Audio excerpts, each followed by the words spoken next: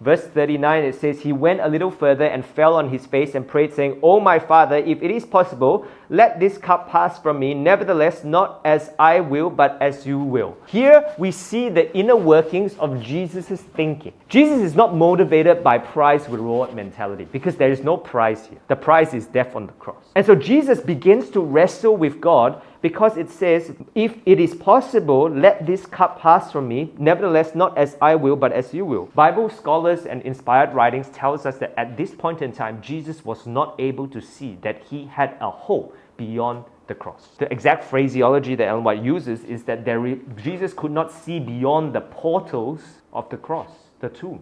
In other words, he thought that if he died, he would be disconnected from God forever. There would be no prize. There would be no reward. There would be no hope.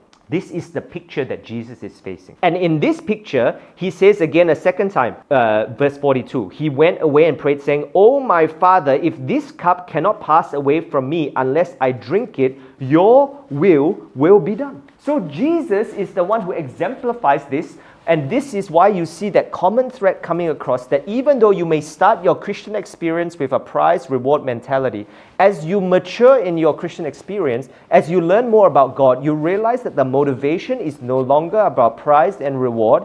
Your motivation is understanding what this is hitting at.